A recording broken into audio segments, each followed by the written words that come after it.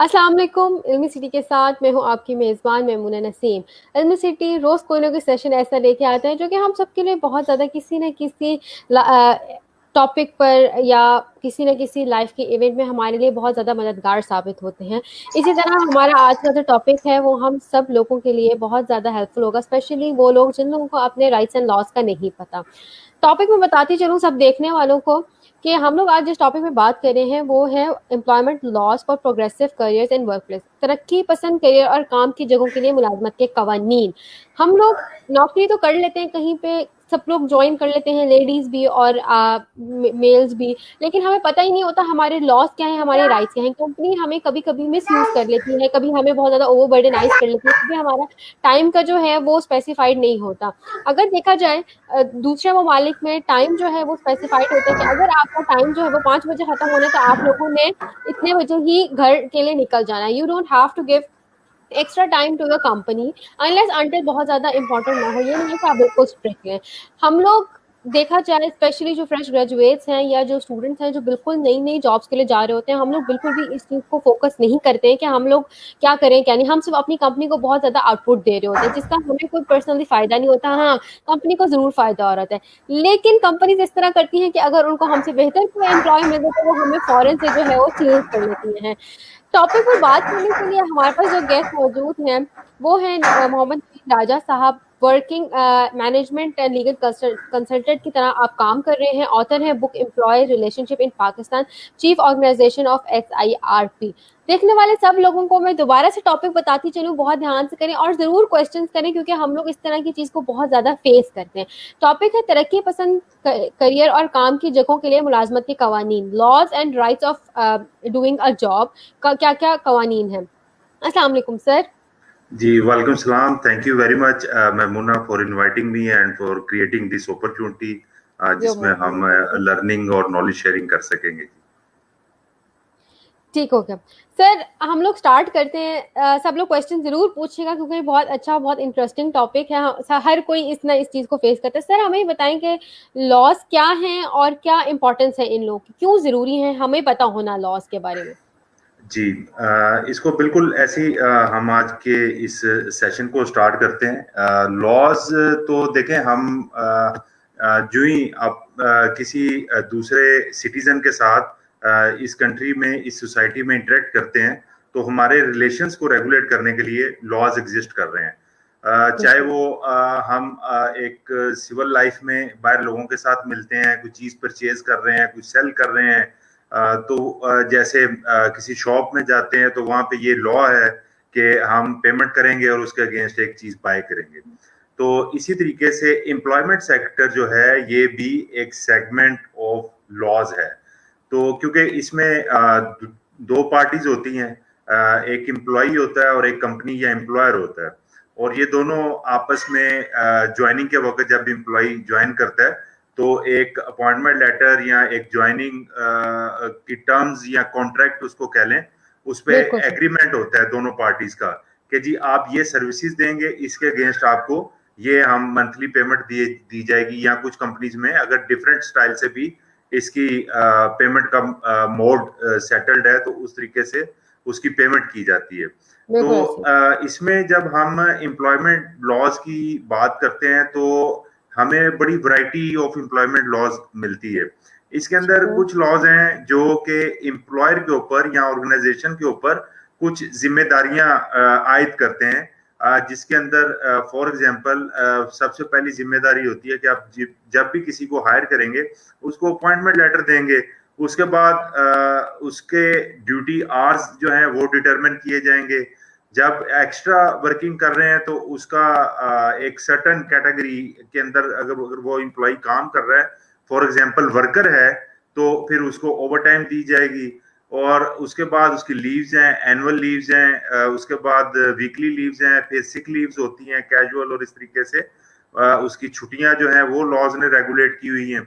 उसके बाद work place में उसके रिलेटेड जो भी चीजें हैं सारी ये लेबर लॉज में रेगुलेटेड है। एक सेट ये वाला लॉज का है जो राइट्स एंड ड्यूटीज जो कि कैसे परफॉर्म करना है उससे रिलेटेड है। दूसरा ठीक हो हम गया। कह सकते हैं कि लॉज जो एम्प्लॉयमेंट लॉज ही हैं वो भी उसका एक सेट जो है वो बेनिफिट्स का बनता है।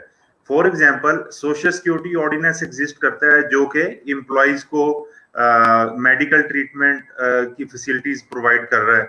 और उसके बाद एक ईओबीआई के नाम से लॉ है, EOB stands for employ old age benefit institution. वो प्राइवेट सेक्टर के एम्प्लॉइज के लिए है कि जब वो रिटायर होंगे तो उस वक्त उनको उसके अगेंस्ट पेंशन मिल जाती है। और इसी तरह वर्कर वेलफेयर बोर्ड का एक लॉ है जो इंडस्ट्रियल वर्कर को उसके अंदर उसकी एजुकेशन, उसके बच्चों की एजुकेशन, उसके बाद उसकी बेटियों की शादी के लिए ग्रांट, और अगर वो खुद फीमेल वर्कर है किसी इंडस्ट्री में तो उसके लिए ग्रांट उसके अंदर अवेलेबल होती है। और इन केस ऑफ डेथ जो है वो वर्कर के डिपेंडेंट्स के लिए उसके अंदर एक अमाउंट जो आजकल 5 लाख रुपया है, अभी बल्कि रिसेंटली इसको 6 लाख पंजाब में किया गया, अदरवाइज जो है वो भी इन प्रैक्टिस 5 लाख ही रही है। तो ये इस तरह एक सेट बेनिफिट्स का भी जो हम देखते हैं बनता है। थर्ड सेट ऑफ लॉ जो है वो बनता है जब एम्प्लॉइज जो है उनके दरमियान और इदारों के दरमियान मामलात या अदम एतमाद जो शुरू होता है उस वक्त, तो उनकी रिड्रेसल के लिए भी एक सेट ऑफ लॉज एग्जिस्ट करते हैं। तो अभी इंशाल्लाह तफसील में इन तीनों को जो है हम डिस्कस कर लेंगे। ठीक हो गया सर। दो तरह की ऑर्गेनाइजेशंस होती हैं, एक प्राइवेट सेक्टर होता है और एक गवर्नमेंट देखा जाए तो दोनों में क्या क्या डिफरेंट लॉज हैं? गवर्नमेंट में कौन से चलते हैं और प्राइवेटली हम कौन से मुलाजमीन के हकूक व फराइज हैं? जी, दोनों सेक्टर्स के लिए डिफरेंट लॉज हैं। गवर्नमेंट एम्प्लॉयज जो हैं उनके लिए सिविल सर्वेंट एक्ट एग्जिस्ट करता है। वो सिविल सर्वेंट एक्ट जो है वो उनको बता रहा है कि जी आपका प्रोबेशन पीरियड इतना होगा, आपकी लेंथ ऑफ सर्विस इतनी होगी, देन आपके ये बेनिफिट होंगे, आपकी रिटायरमेंट पेंशन जो है वो हुकूमत देगी। वो सिविल सर्वेंट एक्ट उस सारे को रेगुलेट कर रहा है। आज चूंकि हमारा मेनली फोकस जो है वो प्राइवेट सेक्टर के ऊपर है, क्योंकि civil servant are very much familiar aware of their rights, उनको पता है कि हमारे क्या हकूक हैं। बिल्कुल सर, इसलिए उनके हम ज्यादा चैलेंजेस देखते भी नहीं है, ना वो कभी हमें मीडिया पे ना कोई रोड्स पे प्रोटेस्ट में कहीं नजर नहीं आते। जो प्राइवेट सेक्टर में है मामला उसमें अवेयरनेस की कमी नजर आती है, दोनों तरफ मैं कहता हूँ, ना सिर्फ एम्प्लॉयज की तरफ बल्कि कंपनीज या एम्प्लॉयर की तरफ भी जो है इन लॉज की अवेयरनेस की कमी नजर आती है। तो दोनों, आपका क्वेश्चन था इनके डिफरेंस का, तो दोनों को डिफरेंट लॉज रेगुलेट कर रहे हैं। प्राइवेट सेक्टर के लिए जैसे मैंने 3 कैटेगरीज डिफाइन की, तो उन 3 कैटेगरीज के अंदर लॉज हैं जो प्राइवेट एम्प्लॉयज को रेगुलेट कर रहे हैं। सर, एक प्राइवेट एम्प्लॉय जो है उसके क्या हकूक व फराइज हैं, उसको क्या करना चाहिए और कंपनी को या ऑर्गेनाइजेशन को उसके लिए क्या करना चाहिए? प्लस हमारे पास एक क्वेश्चन भी आया था ऑडियंस से, मैं वो भी लेती चलूं कि अबरार साहब पूछ रहे थे कि अगर हम एक्स्ट्रा ओवर टाइम करते हैं तो हमें क्या चार्ज करना चाहिए उन लोगों को? हाँ जी, इसमें ना लॉज के अंदर एक लेबर लॉज की बेसिकली एक समझें कि एक क्राइटेरिया ऑफ एंट्री है हर लॉ के अंदर।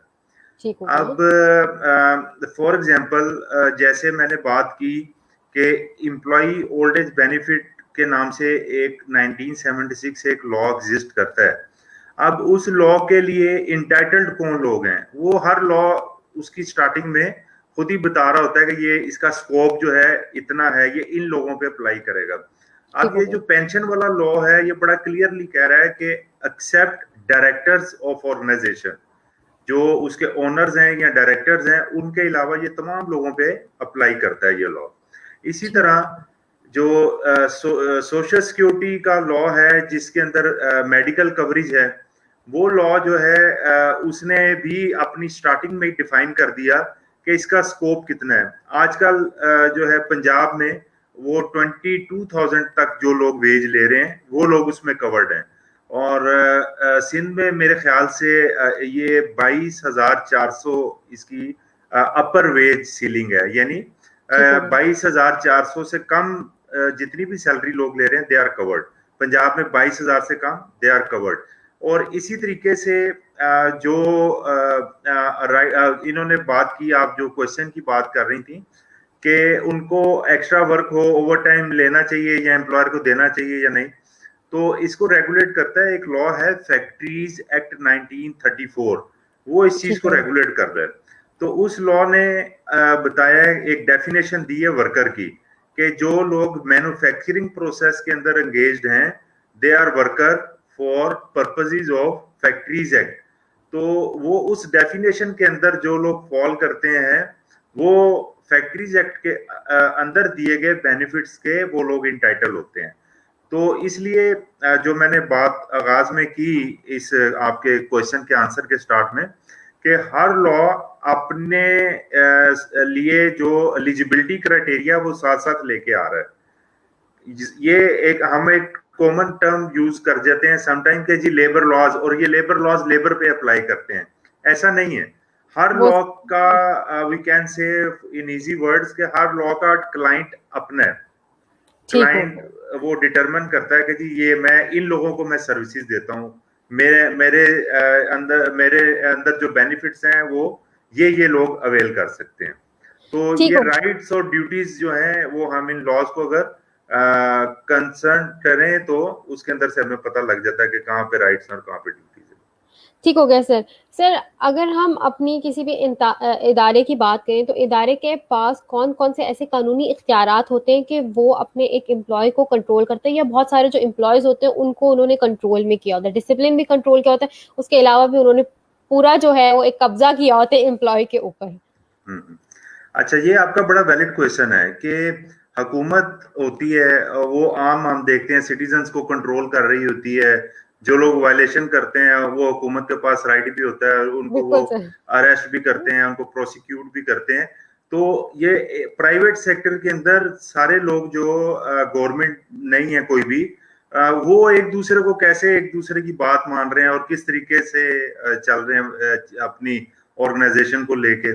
तो ये इन चीजों को एक लॉ है स्टैंडिंग ऑर्डर ऑर्डिनेंस 1968। तो ठीक है। वो लॉ जो है इसके अंदर चीजों को रेगुलेट कर रहा है। वो उसके अंदर उन्होंने बता दिया है कि जी जो legal instructions of senior supervisor और इंचार्ज हैं, दोज आर बाइंडिंग इंस्ट्रक्शंस, और मातहत ने उन इंस्ट्रक्शंस को मानना है, जो लीगल इंस्ट्रक्शंस या उसको work instructions we can say दी जा रही हैं। ठीक है। और इन केस अगर वो उसकी वायलेशन करते हैं तो इसी लॉ में जो मैंने 1968 का लॉ कोट किया है उसके अंदर ही प्रोविजंस प्रोवाइडेड हैं कि इनसबऑर्डिनेशन करते हैं, मिसलीड करते हैं, चीटिंग है, फ्रॉड है, या डिसऑनेस्टी है, या लॉस टू एम्प्लॉयर्स प्रॉपर्टी है। अगर इस तरह की कोई एक्टिविटी करते हैं तो उसके अंदर कंप्लीट एक मैकेनिज्म है कि कुछ पनिशमेंट्स हैं, ठीक है। Fine, demotion to lower grade, stoppage of increment, और एक एक्सट्रीम पनिशमेंट के डिसमिसल फ्रॉम सर्विस। तो ये लीगल प्रोटेक्शन एम्प्लॉयर के पास है कि वो जो डिसोबीडियंट एम्प्लॉयज होते हैं या जो ऑर्गेनाइजेशन के निजाम को सही चलने नहीं दे रहे, तो उनको इस प्रोसीजर के तहत जॉब से वो सेपरेट कर सकते हैं। ये बड़ा रिजिड क्राइटेरिया है। ये सेपरेशन जो है एम्प्लॉयर के लिए अच्छा। बड़ी मुश्किल होती है। उसके अंदर चार्जशीट की एक रिक्वायरमेंट है, फिर इंडिपेंडेंट इंक्वायरी की रिक्वायरमेंट है, फिर उसके अंदर उसको पूरे एक अदालत की तरह गवाहान पेश होते हैं, और उसके बाद एक रिपोर्ट बनती है, और तब जाके एम्प्लॉयर जो है वो किसी को डिसमिस कर रहा होता है। यानी लॉ एग्जिस्ट करता है, लेकिन लॉ के साथ उसके ऊपर रूल्स की वजह से, प्रैक्टिसेस की वजह से एक काफी अच्छा कंट्रोल है, ताकि एम्प्लॉयर भी किसी लॉ को मिसयूज ना कर सके। ठीक हो गया sir. Being a girl, being a lady, हम लोग जो है बहुत ज़्यादा सेक्सुअल हरासमेंट के केसेस देखते भी हैं और फेस भी करते हैं, अगर कहा जाए तो। क्या इस तरह क्या जो भी सेक्सुअल हरासमेंट अगर हो रही है ऑफिस में, तो लड़कियों को क्या करना चाहिए, किस तरह उसको स्टॉप करना चाहिए, और किस तरह लड़कियां जो हैं वो केस फाइल कर सकती हैं, किस किस बेसिस पर, क्या क्या उसके लॉज हैं, कि कौन से लॉज उनके ऊपर बेनिफिशियल हैं, कौन से नहीं है। जी, इसमें ऐसे है कि एक लॉ है 2010 में उसकी इनेक्टमेंट हुई, protection against harassment eight protection against harassment for women at workplace act 2010। ठीक इसके हो अंदर गया। एक कंप्लीट मैकेनिज्म प्रोवाइड कर दिया गया है कि अगर फॉर एग्जांपल एक फीमेल एम्प्लॉई हैं या कोई इवन मेल एम्प्लॉई हैं, if they feel harassment from other employee, तो वो उसको कहाँ पे रिपोर्ट करेंगे, उसका क्या तरीका होगा, वो सारा उसके अंदर इन डिटेल जो है बताया गया है। उसको मैं एक्सप्लेन करता हूँ। Sure sir, sure. सबसे पहले इसमें हमने इसके जो टाइटल को देखना है ना, वहां पे टाइटल है protection against harassment for women. तो ये टाइटल की हद तक तो वुमेन इसके अंदर इंक्लूडेड है, लेकिन जब इसके अंदर हम एम्प्लॉय की या उसकी विक्टिम की डेफिनेशन में जाते हैं तो वहां पे पर्सन का वर्ड यूज हुआ है। तो पर्सन मीन मेल और फीमेल दोनों दोनों अगर हरासमेंट फील करते हैं, they both can approach to committee. इस लॉ के अंदर एक कमेटी बता दी गई है कि वो हर ऑर्गेनाइजेशन इन एडवांस कॉन्स्टिट्यूट कर देगी, यानी उसने ऑर्गेनाइजेशन ने इसका वेट नहीं करना कि कोई हरासमेंट का इवेंट कोई कमिट होता है तो उसके बाद वो कमेटी कॉन्स्टिट्यूट की जाए। लॉ कहता है कि कमेटी इन एडवांस कॉन्स्टिट्यूट की जाएगी, जिसके मिनिमम 3 मेंबर होंगे। एक आपका सीनियर मैनेजमेंट एम्प्लॉय होगा, एक आपकी फीमेल एम्प्लॉय उसमें होंगी, और एक आप जो है सीबीए एक टर्म यूज होती है, ट्रेड यूनियंस जिन इदारों में होती हैं, वर्कर यूनियन या एम्प्लॉय यूनियंस हम कह लें, जी जी। तो उसमें उनके रिप्रेजेंटेटिव को भी उसमें ऐड किया जाएगा, यानी ये 3 लोग इसके एसेंशियल मेंबर्स हैं। और उस कमेटी की पब्लिकेशन की जाएगी, तमाम एम्प्लॉइज को बताया जाएगा कि ये एक कमेटी कॉन्स्टिट्यूट हो चुकी है, और जो भी इसमें कोई फील करता है किसी दूसरे एम्प्लॉय के अगेंस्ट कि जी उसने कोई हरासमेंट की है, तो वो उस कमेटी को कॉन्फिडेंशियली भी अप्रोच कर सकता है, अपने मामलात को बता सकता है। समटाइम ये होता है कि एम्प्लॉइज को डाउट होता है कि पता नहीं हरासमेंट कमिट हुई है नहीं हुई, ये हरासमेंट की कैटेगरी में फॉल करती है ये एक्टिविटी या नहीं करती, तो वो कॉन्फिडेंशियली वो उन कमेटी मेंबर्स के साथ कंसल्ट कर सकते हैं। कमेटी मेंबर डेफिनेटली जब किसी को नॉमिनेट किया जाएगा तो उसको बुनियादी मालूमात जो है वो प्रोवाइड की जाएंगी, फराहम की जाएंगी कि ये आपको कौन सी कमेटी में बिठाया जा रहा है, कौन सा लॉ एग्जिस्ट कर रहा है जिसके तहत आपने सर्विसेज देनी है। अच्छा, उसमें जब ये चीज स्टैब्लिश हो जाती है कि किसी ने सेक्सुअल हरासमेंट कमिट कर दी है, तो फिर इन राइटिंग कमेटी जो है वो कंप्लेंट मांग लेती है कि जी जो एग्रीव्ड एम्प्लॉय है, चाहे वो मेल है या वो फीमेल है, वो इन राइटिंग जो है अपनी कंप्लेंट उस कमेटी को सबमिट कर दें। कमेटी जो है जिस एम्प्लॉय के अगेंस्ट कंप्लेंट आई है उसको विद इन इमीडिएटली कम्युनिकेट कर देगी, और विद इन 7 डेज उसको कहा जाएगा कि आप इसका रिप्लाई सबमिट करें इन राइटिंग। तो वो 7 दिन के अंदर उसने रिप्लाई सबमिट करना है, और कमेटी उस रिप्लाई से सेटिस्फाई होती है, वेल एंड गुड नहीं होती तो वो कमेटी ही प्रॉपर इंक्वायरी कंडक्ट करेगी। उसके अंदर चूंकि ये एक सेंसिटिव इशू होता है तो इसमें उन दोनों को ऑफर की जाएगी कि आपके पास कोई विटनेसेस हैं, कोई एविडेंस है। एविडेंस मोस्टली वीडियो क्लिप या वॉइस रिकॉर्डिंग ये चीजें होती हैं, या कोई आपके कुलीग भी किसी के कुलीग जो हैं वो भी उसमें एज ए एविडेंस आ सकते हैं। तो एज ए विटनेस जब वो पेयर होते हैं तो वो कमेटी जो है उसको प्रॉपर रिकॉर्डिंग करती है और अपनी रिपोर्ट कंपाइल करके तो रिकमेंडेशन सेंड करती है टू डेजिग्नेटेड अथॉरिटी। अब डेजिग्नेटेड अथॉरिटी जो मैं वर्ड यूज कर रहा हूँ ये भी इसी लॉ के अंदर प्रोवाइडेड है। डेजिग्नेटेड अथॉरिटी ने उन रिकमेंडेशन के अगेंस्ट फाइनल डिसीजन लेना होता है, और वो डेजिग्नेटेड अथॉरिटी जो है वो जो रिकमेंडेशंस आती हैं उसमें फाइन भी हो सकता है, उसमें टर्मिनेशन ऑफ एम्प्लॉय भी हो सकती है कि एलिगेशन प्रूव हो गया। वो रिकमेंडेशन ये भी हो सकती हैं कि जी ये फेक कंप्लेंट थी, अब इस कंप्लेनेंट के अगेंस्ट जो है वो एज पर लॉ प्रोसीड किया जाए। उसकी अगर माइनर इवेंट है तो उसकी डिमोशन हो सकती है। तो इस तरह की इस लॉ के अंदर पेनल्टीज प्रोवाइडेड है। अच्छा, अब किसी को पनिशमेंट अवॉर्ड कर दी गई, मैं आपके 1 मिनट और लूंगा ताकि ना मैं ये कंप्लीट साइकिल इसका पूरा बता दूं, देन उसके अंदर से कोई क्वेश्चन हुआ तो वो कर लेंगे हम। अच्छा, स्टेप वन हुआ कि एक हरासमेंट की एक्टिविटी किसी ने कमिट की। Step two, report to committee हो गई। रिपोर्ट टू ठीक है। कमेटी के बाद कमेटी ने इंक्वायरी कंडक्ट की और उसके बाद डेजिग्नेटेड अथॉरिटी को रिकमेंडेशन सबमिट कर दी। अब डेजिग्नेटेड अथॉरिटी ने ऑन रिकमेंडेशन डिसीजन ले लिया, पनिशमेंट जो भी आई थी वो पास कर दी, या निकाल दिया, या डिमोट कर दिया, या फाइन इम्पोज कर दिया। अब उस डिसीजन से जो एग्रीव्ड है उसके पास क्या रेमेडी है? उसके पास रेमेडी ये है कि ओम्बड्स पर्सन एक वर्ड यूज होता है जिसको उर्दू में मोहतसिब कहते हैं। जी तो इस लॉ के अंदर रहते हुए ओम्बड्स पर्सन की अपॉइंटमेंट की गई है। तमाम सूबों में ओम्बड्स पर्सन है और एक फेडरल लेवल पे ओम्बड्स पर्सन है। तो इसमें भी क्राइटेरिया होता है कि कौन किसके पास जाएगा। फॉर एग्जांपल, एक इदारा जो एक सूबे से ज्यादा सूबों में इसकी ब्रांचेस हैं तो वो फेडरल वाले के पास जाएगा। अगर किसी इदारे के एम्प्लॉयज हैं जिसकी ब्रांचेस सिर्फ एक ही सूबे में है तो वो प्रोविंशियल ओम्बड्स पर्सन के पास जाएगा। वो ठीक। अपील करते हैं कि डेजिग्नेटेड अथॉरिटी ने ये जो पनिशमेंट अवार्ड की है ये कम है या ज्यादा है। अब कम कौन कहता है? जो एग्रीड था, जिसके अगेंस्ट हरासमेंट कमिट हुई थी, वो भी अपील कर सकता है कि जी इसको निकालना चाहिए था, इसको तो 50,000 फाइन किया है तो ये तो माइनर पनिशमेंट दी है, इसको ठीक नौकरी है। से निकाला जाए, वो भी जा सकता है। और जिसको 50,000 फाइन है वो जा सकता है जी ये तो फाइन बहुत ज्यादा है और मेरा केस इतना मेरे अगेंस्ट इतना स्ट्रॉन्ग केस नहीं था और मुझे जो है ये फाइन वेव ऑफ किया जाए। अच्छा, वो फिर ओम्बड्स पर्सन उसके अंदर डिसीजन देता है। मोस्टली इसमें फीमेल ओम्बड्स पर्सन अपॉइंटेड है इस वक्त प्रेजेंटली भी, ठीक फेडरल हो भी गया। और प्रोविंशियल फीमेल ओम्बड्स पर्सन अपॉइंटेड है।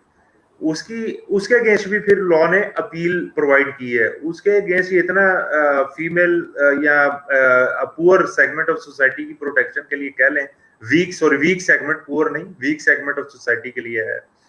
तो ओम्बड्स पर्सन के अगेंस्ट अगर फेडरल के पास गए तो उसकी अपील प्रेसिडेंट ऑफ पाकिस्तान के पास है, और अगर प्रोविंशियल ओम्बड्स पर्सन के पास गए हैं तो उसकी appeal governor of concern province के पास है। और ठीक हो गया। गवर्नर और प्रेसिडेंट का जो डिसीजन फिर आता है वहां पे पेनल्टी अटेन हो जाती है। और ये लॉ वेल इन प्रैक्टिस है। इसमें ये गवर्नमेंट सेक्टर पे भी अप्लाई करता है। वहां भी सीनियर लेवल के ऑफिसर्स भी जो है वो नौकरी से उनको हाथ धोना पड़ा। प्राइवेट सेक्टर में भी बहुत ज्यादा ऐसी एग्जांपल्स हैं, नौकरी भी गई लोगों की, फाइन भी हुए और अदर पनिशमेंट्स भी उनको अवार्ड की गई। तो ये सेक्सुअल हरासमेंट से रिलेटेड ये कंप्लीट साइकिल ऑफ प्रोसीडिंग मैंने आपसे शेयर कर लिया। ठीक हो गया। देखने वाले सब लोग, जो लोग हमें, जिन लोगों ने अभी हमें ज्वाइन किया, मैं बताती चलूँ आप लोगों को टॉपिक, जिस टॉपिक पर हम सर से बात करें, हम लोग बात करें हैं तरक्की पसंद करियर और काम की जगहों के लिए मुलाजमत के कानून, लॉज और राइट्स क्या हैं एक एम्प्लॉय के और एक कंपनी के एम्प्लॉयर के। सर, आप लोग सेक्सुअल हरेसमेंट पे बात कर रहे हैं, तो कभी कभी इस तरह की सिचुएशन भी आ जाती है कि आपके पास एक एविडेंस नहीं होता प्रॉपर। एक उस सिचुएशन में क्या किया जाए? दूसरा एक है जो कमेटी आप कह रहे हैं कि कमेटी फॉर्म की जाती है, लेकिन पाकिस्तान में बहुत एक ट्रेंड है कि अगर आपका कोई भी अपर लेवल या हायर लेवल का बंदा जो है वो इन्वॉल्व है हरासमेंट के केस में, तो उसको तो मिस कर देते हैं या उसकी बात करके लड़कियों को जो है वो चुप करा देते हैं, कोई भी इशू निकाल देते हैं, नॉन बायस डिसीजन नहीं लिया जाता। उस सूरत में क्या पॉसिबिलिटी है, क्या कर सकते हैं? जी, बड़ा आपका वैलिड क्वेश्चन है। फॉर एग्जांपल, इसको हम एक्सट्रीम सिनेरियो में लेते हैं कि अभी हरासमेंट कमिट ही एम्प्लॉयर ने कर दी। ठीक है।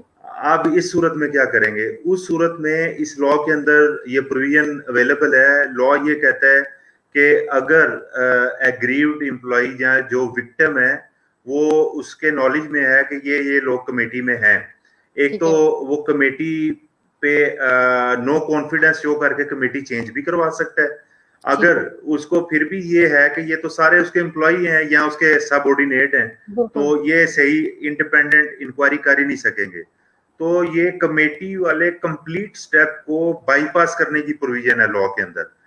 डायरेक्ट ओम्बड्स पर्सन के पास कंप्लेंट जाती है और वहां पे ये बताया जाता है कि मुझे ट्रस्ट नहीं है विद इन ऑर्गेनाइजेशन जो कमेटी कॉन्स्टिट्यूटेड है कि वो इंडिपेंडेंट इंक्वायरी नहीं कर सकेगी। तो ये ठीक हो गया। लॉ इस स्टेप को बाईपास करने का राइट विक्टिम को देता है। ठीक हो गया। सर, हरासमेंट के बारे में बात कर लिए, अब मैं चाह रही हूँ कि आप एक बताएं कि एम्प्लॉय जो है वो अगर मिसबिहेव करता है तो क्या क्या रूल्स हैं, क्या क्या किया जा सकता है, एम्प्लॉयर किस तरह उसको जो है वो उसे जान छुड़ा सकता है, अगर हम कह सकें तो। जी, थोड़ा-सा इस पे हमने स्टार्टिंग में एक बात कर ली थी और मैं उसको अब थोड़ा-सा एक्सप्लेन कर देता हूँ। Sure sir. उसमें ये होता है कि फॉर एग्ज़ाम्पल एक एम्प्लॉयी तंग करता है, उसको बार-बार टास्किंग की जा रही है, आप ये काम करें, ये काम करें, यानी उसकी वो कैपेसिटी है काम करने की, लेकिन वो परफ़ॉर्म नहीं कर रहा, माज़ी में परफ़ॉर्म करता रहा है, या उसने अपने कोलीग के साथ लड़ाई झगड़ा किया है, क्योंकि हम प्रोग्रेसिव वर्क प्लेसेस की बात कर रहे हैं, उसने वर्क प्लेस को जो है वो लोगों के लिए कंफर्टेबल नहीं रहने दिया बिल्कुल। अपने की एक्शंस की वजह से, या उसको कहीं ब्राइब करते देखा गया है, कोई इलीगल ग्रेटिफिकेशंस में इन्वॉल्व है, एम्प्लॉयर की प्रॉपर्टी को नुकसान पहुंचाता है, तो इन तमाम इवेंट्स की सूरत में ये लिस्ट प्रोवाइडेड है 1968 के जो स्टैंडिंग ऑर्डर्स जिनका मैंने जिक्र किया, उसके अंदर ये तमाम जो एक्ट्स हैं जिनको मिसकंडक्ट का वर्ड यूज किया गया है, ये मिसकंडक्ट सारे उसके अंदर प्रोवाइडेड हैं, और जो भी इन मिसकंडक्ट्स को कमिट करता है उसके against employer from date of committing misconduct 30 दिन के अंदर अंदर उसको चार्जशीट इशू करता है।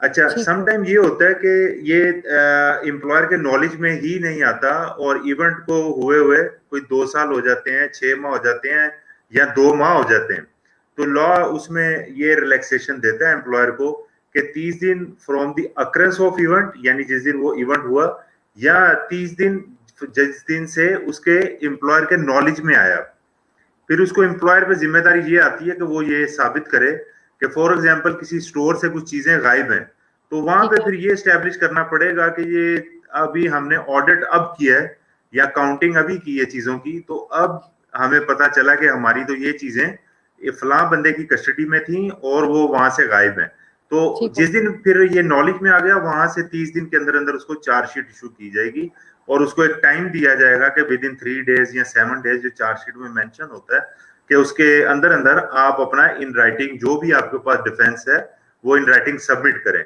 जब वो इन राइटिंग सबमिट करता है अपना डिफेंस, तो उसको एम्प्लॉयर जो है वो देखते हैं, और अगर सेटिस्फैक्ट्री है तो इशू वहीं पे क्लोज कर दिया जाता है ठीक हो गया। कि ये मामला ऐसे नहीं है जैसे कंपनी ने समझा, और अगर उसका रिप्लाई अनसेटिस्फैक्ट्री होता है तो उस सूरत में एक इंडिपेंडेंट इंक्वायरी कंडक्ट करवाई जाती है। ठीक इंडिपेंडेंट है। इंक्वायरी कंडक्ट करवाने का भी कुछ क्राइटेरिया है कि जिस पे एलिगेशन है उससे सीनियर ऑफिसर उसकी इंक्वायरी करे, उसके लिए जो है विद इन ऑर्गेनाइजेशन भी हो सकता है ऑफिसर, आउटसाइड से भी कोई हो सकता है, तो वो इंक्वायरी में उसको कंप्लीट अपॉर्चुनिटी प्रोवाइड की जाएगी कि जी आपने ये आपके अगेंस्ट ये एलिगेशन है, आप डिफेंस में क्या कहते हैं, अपने विटनेसेस लाना चाहते हैं, और आपके अगेंस्ट हमारे पास ये एविडेंस है और ये विटनेसेस हैं, आप इन पे कोई क्रॉस क्वेश्चनिंग करना चाहते हैं, आप क्रॉस क्वेश्चनिंग करें, तो ये बिल्कुल एक कोर्ट की तरह सारी प्रोसीडिंग इन राइटिंग में रिकॉर्ड की जा रही होती है,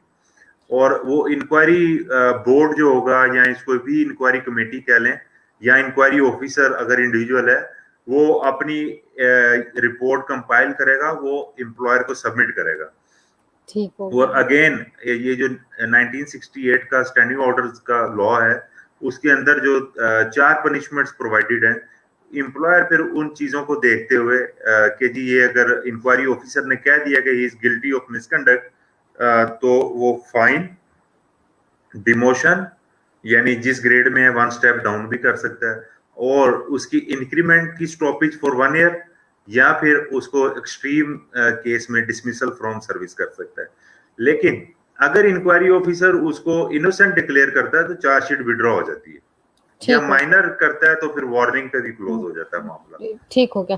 सर हमारे पास ऑडियंस में से एक क्वेश्चन था, इसरार अली कह रहे हैं कि सिंध में काम करते हो, प्राइवेट जॉब है, बट अनफॉर्चुनेटली आप जो लॉज और एम्प्लॉय रूल्स बता रहे हैं वो बिल्कुल फॉलो नहीं हो रहे, ऐसी सूरत में क्या करना चाहिए? ऐसी सूरत में एक लॉ है, ये सिंध में है, सिंध में सिंध इंडस्ट्रियल रिलेशन एक्ट है, और ठीक है। फेडरल लेवल ऑर्गेनाइजेशंस के लिए उसके साथ वो कुछ भी सिंध या पंजाब ने लिखा, वो इंडस्ट्रियल रिलेशन एक्ट है, और इस पंजाब के लिए पंजाब इंडस्ट्रियल रिलेशन एक्ट है। तो उसके अंदर रेमेडी दी गई है कि जो लोग एग्रीव्ड फील करते हैं कि उसको जो लीगली प्रोवाइडेड राइट्स हैं एम्प्लॉयर वो नहीं दे रहा, तो वो एक ग्रीवेंस नोटिस सर्व करते हैं, और ग्रीवेंस नोटिस की विद इन 15 डेज उस पर एम्प्लॉयर ने डिसीजन लेना होता है।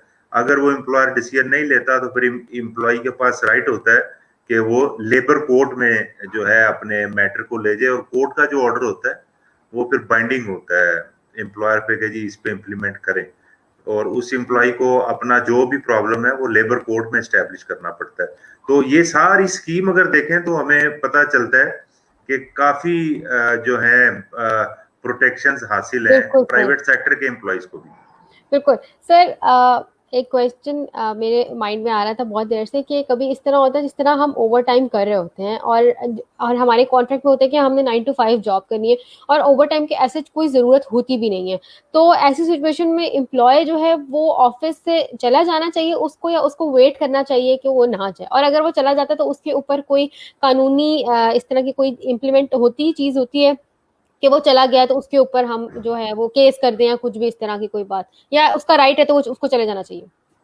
अच्छा, इसमें ना ऑर्गेनाइजेशनल कल्चर जो है वो भी मैटर कर रहा होता है। कुछ ऑर्गेनाइजेशंस में हम देखते हैं लेट सिटिंग का ट्रेंड होता है, और सब लोग जो है वो उसको फॉलो कर रहे होते हैं, और वो एक नॉर्म बन चुकी होती है। बिल्कुल सर। ये अगर टेक्निकली मेरे से पूछें, स्पेशली इंडस्ट्रीज के साथ जो मैं काम कर रहा हूँ, इंडस्ट्रीज में तो ये एक्सेप्टेबल नहीं होता। उसकी रीजन है कि अगर एम्प्लॉइज हंड्रेड्स में एम्प्लॉइज होते हैं या समटाइम थाउजेंड्स में होते हैं, और अगर वो लेट सेटिंग करना शुरू करें तो उनकी लेट सेटिंग की भी एक कॉस्ट होती है, इलेक्ट्रिसिटी कॉस्ट और अदरवाइज भी वो सारी चीजें। अगर कंपनी प्रोवाइडेड ट्रांसपोर्ट है तो अब अगर एक ट्रांसपोर्ट फैसिलिटी 5 बजे लोगों को पिक एंड ड्रॉप के लिए जा चुकी है, तो फिर 6 बजे 7 बजे जाने वालों के लिए एक रिपीट ट्रांसपोर्ट फैसिलिटी अरेंज करनी पड़ेगी। तो इंडस्ट्रीज में तो ऑफ टाइम पे लोग चले जाते हैं। मोस्टली जो लेट सिटिंग का कॉन्सेप्ट नजर आता है वो ऑफिस में नजर आता है। अब आपका जो क्वेश्चन है कि चाहे अब वो फैक्ट्री है या ऑफिस है, कंपनी की रिक्वायरमेंट है कि आज ओवर टाइम किया जाए, काम एक्स्ट्रा किया जाए, और वो काम जब इस इंस्ट्रक्शन इस तरह की आ गई उस वक्त उस एम्प्लॉय के पास राइट नहीं है, अनलेस के इसके अंदर लॉ कहता है कि बड़ी रीजनेबल कोई उसकी जस्टिफिकेशन हो तो वो इनकार कर सकता है, otherwise he is bound to perform duty on overtime. अच्छा, ये किसके लिए है? ये सारे एम्प्लॉयज के लिए नहीं है। जैसे मैंने पहले कहा, हर लॉ अपने क्लाइंट्स या अपने उन कंसर्न लोगों के बारे में बताता है कि कौन लोग इससे फायदा हासिल कर सकते हैं या कौन लोग इससे रेगुलेटेड हैं इस लॉ से। तो ये जो ओवर टाइम वाला मामला है ये फैक्ट्रीज एक्ट 1934 के अंदर डिफाइंड है, या एक ऑफिस के लिए लॉ है shop and establishment ordinance 1969। Sindh में अभी डिफरेंट नाम से आया, लेकिन जो अंदर उसके कंटेंट है वो ऑलमोस्ट सेम ही है। तो उसमें ये है कि जो लोग इन लॉज के अंदर गिवन एम्प्लॉय या वर्कर की डेफिनेशन में फॉल करते हैं वो ओवर टाइम क्लेम भी कर सकते हैं, और ओवर टाइम परफॉर्म करना ऑन डिमांड ऑफ एम्प्लॉयर वो ड्यूटी बाउंड भी है कि ओवर टाइम परफॉर्म किया जाए। तो अगर वो परफॉर्म नहीं करते इसको वायलेशन कंसिडर किया जाता है। ठीक हो गया, thank you so much sir. उम्मीद करती हूँ जो लोग हमें देख रहे हैं उन सब लोगों के माइंड में जितने भी क्वेश्चंस होंगे related to laws and rights वो क्लियर हो गए होंगे। सब लोगों को देखने वाले सब लोगों से गुजारिश है, जो भी आप ऑर्गेनाइजेशन ज्वाइन करते हैं एक बार उनके लॉज के बारे में डिटेल में पढ़ लें तो वो ज़्यादा बेहतर है, आपकी हेल्प भी हो जाती है और जो कंपनी आपको ऑर्गेनाइजेशन हायर करी है उनकी भी एक मदद ही हो जाती है कि आपको सारी डिटेल का पता होता है। कॉन्ट्रैक्ट साइन करने से पहले कॉन्ट्रैक्ट की डिटेल एक बार बहुत अच्छी तरह पढ़ें। अगर कोई चीज़ें आपको नहीं मिलती तो बहुत सारी यूट्यूब पे वीडियोस होंगी, आप हमारे सेशन भी देख सकते हैं, काफी हद तक सर ने जो है वो कवर कर दी हैं चीजें। Thank you once again sir. देखने वाले सब लोगों से मैं इजाजत लेना चाहूंगी। इल्मी सिटी के एक और सेशन में हम लोग दोबारा से मुलाकात करेंगे, तब तक अपने आसपास के लोगों का बहुत ज्यादा ख्याल रखिएगा। अल्लाह हाफिज। ओके।